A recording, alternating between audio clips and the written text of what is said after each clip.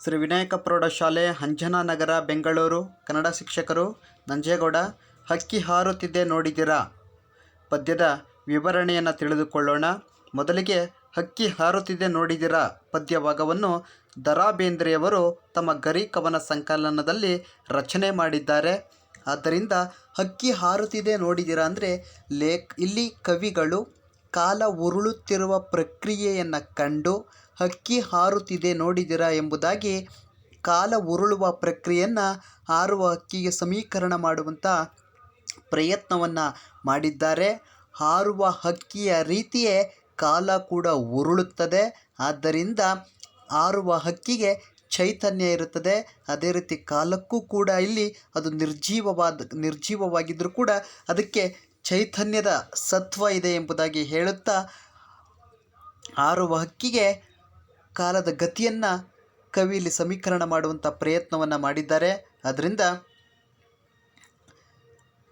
ಆದ್ದರಿಂದ ಈಗ ಮೊದಲಿಗೆ ದ.ರಾ ಬೇಂದ್ರೆ ಕವಿ ಪರಿಚಯವನ್ನು ತಿಳಿದುಕೊಳ್ಳೋಣ.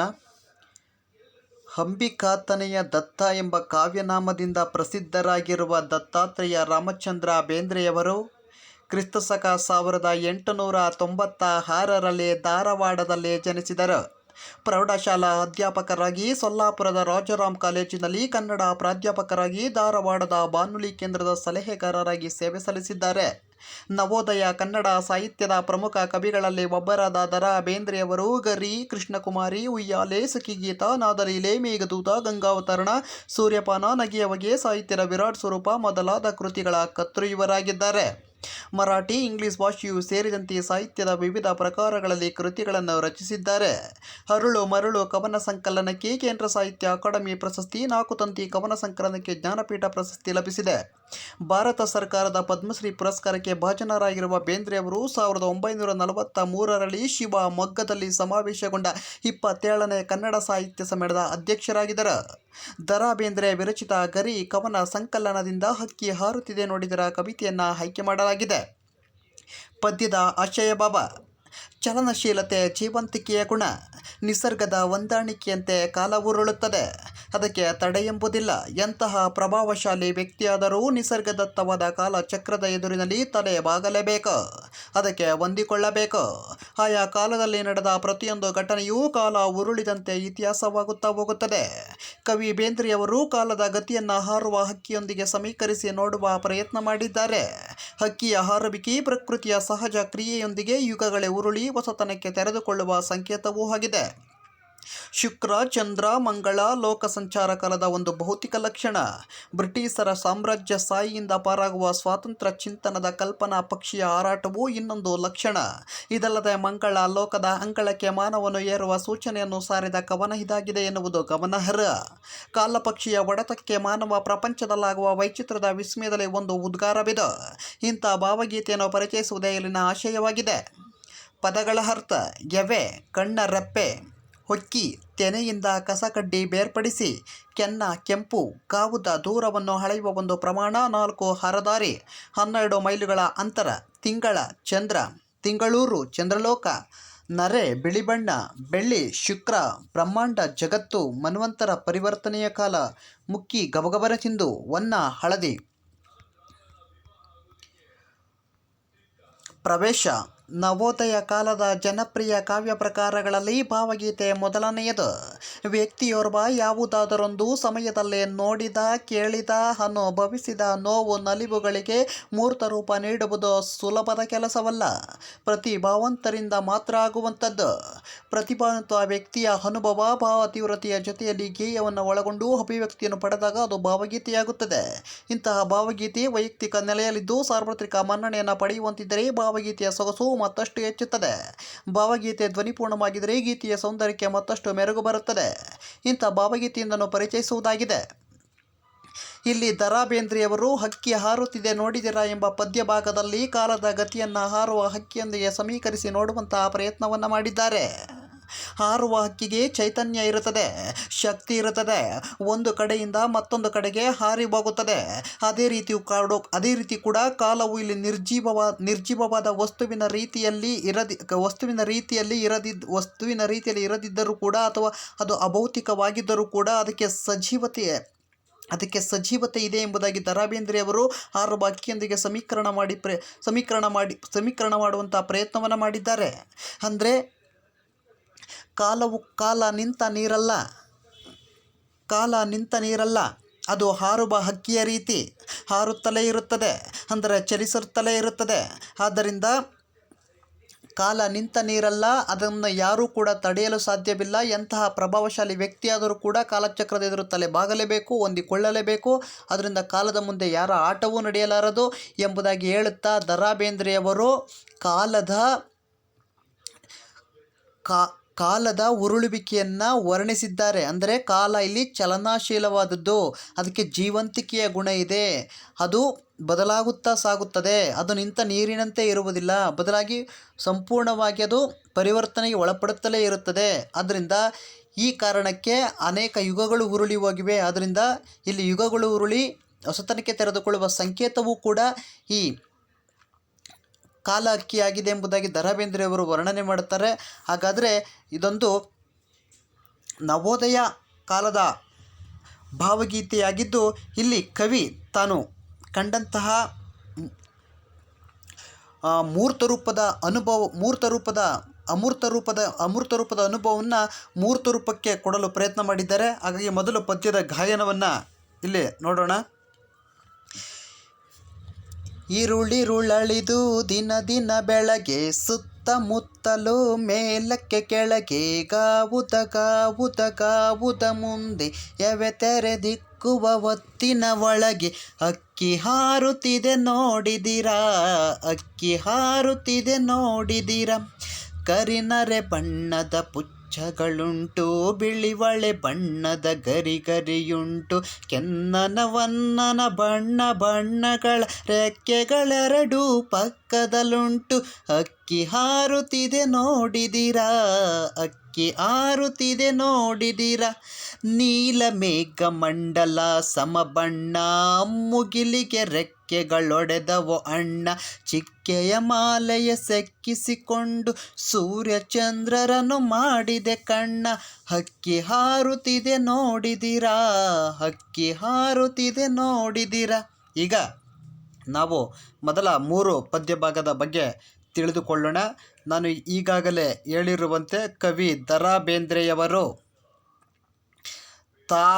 ತಮ್ಮ ಮನಸ್ಸಿನಲ್ಲಿ ಮೂಡಿ ಬಂದಂತಹ ಅನುಭವಗಳಿಗೆ ಅಥವಾ ಅಮೂರ್ತ ರೂಪಗಳಿಗೆ ಇಲ್ಲಿ ಮೂರ್ತ ರೂಪವನ್ನು ಕೊಡಲು ಪ್ರಯತ್ನಿಸಿದ್ದಾರೆ. ಆ ಮುಖಾಂತರ ಅವರು ಕಾಲದ ಉರುಳುವಿಕೆಯನ್ನು ಹಾರುವಂಥ ಅಕ್ಕಿಯೊಂದಿಗೆ ಸಮೀಕರಣ ಮಾಡುವಂಥ ಪ್ರಯತ್ನವನ್ನು ಮಾಡಿ ಈ ಪದ್ಯಭಾಗವನ್ನು ಬರೆದಿದ್ದಾರೆ. ಅಂದರೆ ಇಲ್ಲಿ ಹಾರುವ ಅಕ್ಕಿ ಅಂದರೆ ಉರುಳುವ ಕಾಲವೇ ಆಗಿರುತ್ತದೆ. ಆದ್ದರಿಂದ ಮೊದಲನೇ ಈ ಪದ್ಯ ಭಾಗದಲ್ಲಿ ಲೇಖಕರು ಕಾಲದ ವೇಗವನ್ನು ಹಾರುವ ಅಕ್ಕಿಯ ವೇಗಕ್ಕೆ ಸಮೀಕರಣ ಮಾಡಿರುವಂಥ ಪ್ರಯತ್ನವನ್ನು ಮಾಡಿದ್ದಾರೆ. ಈರುಳಿರುಳಳಿದು ದಿನ ಬೆಳಗ್ಗೆ, ಸುತ್ತಮುತ್ತಲು ಮೇಲಕ್ಕೆ ಕೆಳಗೆ, ಗಾವುದ ಮುಂದೆ ಎವೆ ತೆರೆದಿಕ್ಕುವ ಹೊತ್ತಿನೊಳಗೆ, ಅಕ್ಕಿ ಹಾರುತ್ತಿದೆ ನೋಡಿದಿರ. ಈರುಳು ಅಳಿದು, ರಾತ್ರಿಗಳು ಉರುಳಿ ಬೆಳಗಾಗುವುದರ ಒಳಗೆ, ಸುತ್ತಮುತ್ತ ಮೇಲೆ ಕೆಳಗೆ ಎಲ್ಲ ಕಡೆ ಆ ಅಕ್ಕಿ ಹಾರುತ್ತಿದೆ, ನೀವು ನೋಡಿರುವಿರಾ. ಅಂದರೆ ಕಣ್ಣಿನ ರೆಪ್ಪೆ ಮುಚ್ಚಿ ತೆಗೆಯುವುದರೊಳಗೆ ಅನೇಕ ರೀತಿಯಲ್ಲಿ ಬದಲಾವಣೆಗಳಾಗುವುದನ್ನು ನೋಡಿವೆ.